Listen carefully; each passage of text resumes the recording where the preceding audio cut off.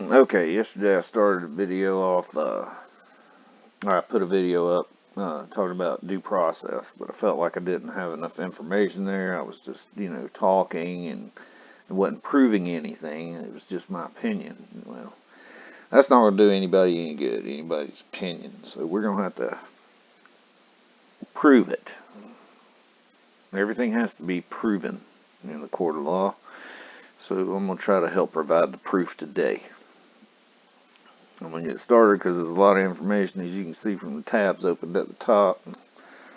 I'll try to provide as many links as I think are necessary, but a lot of this is just going through here. And I'm going to have to make this short little tapes or videos because I don't like talking for 30, 40 minutes on there. It loses people's interest too quick. If I make short little videos, you can watch it when you got time. So let's get started. We hold these truths to be self-evident, that all men are created equal, that they are endowed by their Creator with certain unalienable rights, and that among these are life, liberty, and the pursuit of happiness. That to secure these rights, so this is the key right here, that to secure these rights, governments are instituted among men, just powers, deriving their just powers from the consent of the governed. That's that's it right there in a nutshell. They only have just powers, and the reason that they were so explicit about just powers and consent, if you scroll on down here, they talk about the problems they were facing in the day.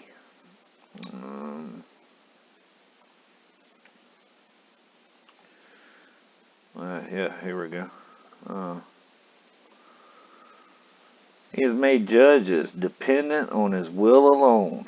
Well, when you go into an open business meeting known as child support or family court, that's exactly what's going on. The hearing officers are under contract to provide or to fulfill contractual obligations to the agency. The agency being the Child Support Enforcement Agency. It's a federal/state funded private business. It is a private for-profit business. I intend to prove all of that.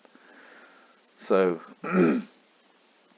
this was one of the reasons that they declared their independence from Britain back in the 1700s. He has made judges dependent on his will alone. Well, for the tenure of their offices and the amount and payment of their salaries. Well, if the Department of Child Support is paying them for bringing in money, and I imagine it's the same thing. I don't know if any of you have ever worked on cars or not, but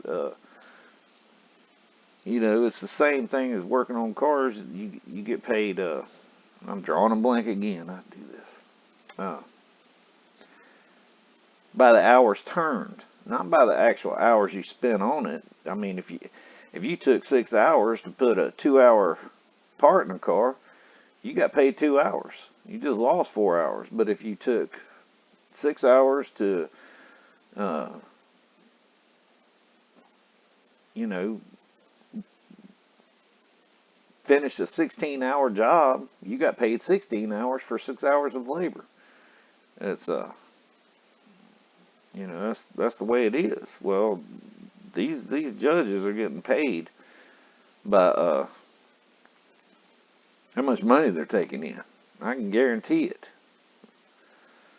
It's a financial arrangement to provide contractual obligations or fulfill contractual obligations. That's their job. Their job is to take in money. You are not going to win. Not in these courts. Here's another one. Right here. He is combined with others to subject us to a jurisdiction foreign to our Constitution and unacknowledged by our laws, giving his assent to their acts of pretended legislation. Well, Title 42 is the Social Security Act. Plain as day. It's an act. It's not even positive law. You can look that up. Just look up positive laws. Go to the government printing office's page, web page. They'll show you right there. Title 42 is not a positive law. It's a non-positive law, which makes it color of law. It's prima facie law. I think it's 1 USC 204A, something like that. They talk about prima facie law. Not sure about that. Don't quote me on it. I think I'm pretty close, though. But anyway, he is combined with others to subject us to a jurisdiction foreign to our Constitution. Well, jurisdiction simply means authority. Personal jurisdiction means, are you within their realm of authority? When you walk into their courtroom, they have personal jurisdiction over you, that you are in their realm of authority. Territorial jurisdiction. You claim a zip code, or you live in such and such county, something like that, you are under the county's territorial jurisdiction. I mean, you're not going to get away from it. That's just the way that rolls. So there, we see why they instituted just powers. And they made it a point to say that they only have just powers and that you must consent to their just powers. Otherwise, they have no authority. Okay, well, that's the Declaration of Independence. Now we're going to go to the preamble of the Constitution. We, the people of the United States, in order to form a more perfect union, establish justice. I mean, that's what they're created for, to establish justice. The perfect union, yeah, they're there to work out the differences between the states, ensure domestic tranquility, that's part of establishing justice, and provide for the common defense, promote the general welfare. Well, general welfare. It ain't got nothing to do with your child support. I promise you.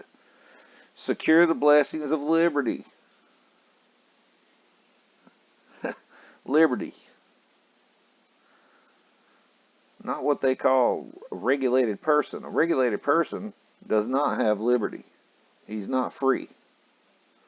But there you go. They're there to establish justice. Now, if justice is just powers, just means right and in accordance with the law. Let's see. Are they in accordance with the law? Fourth Amendment. The right of the people to be secure in their houses or persons' houses, papers, and effects against unreasonable searches and seizures, such as your financial documents, your private biological property called DNA.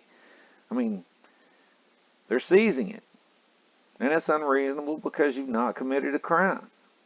But according to the Fourth Amendment, shall not be violated, and no warrant shall issue. No warrants.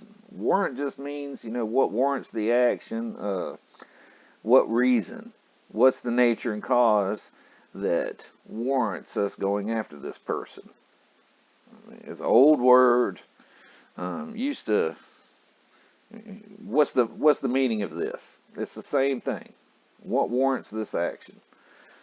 No warrant shall issue, but upon probable cause, supported by oath or affirmation. That means somebody must swear to the fact that they saw you do something, or you were in a certain area with a certain weapon or something like that, and it's got to be sworn to. And it's supposed to describe the place to be searched and the persons or things to be seized. Specifically, they just can't go turn your house over. I mean, unless they're looking for something small enough to be hidden in a house. Now, if they're looking for a car, they can't go turn your house over looking for a car. They can go in your garage. They can look with their eyes, not with their hands. Okay, that's the Fourth Amendment. All this can be looked up, and I encourage you to look it up. I'm going to start in the next video with the Fifth Amendment.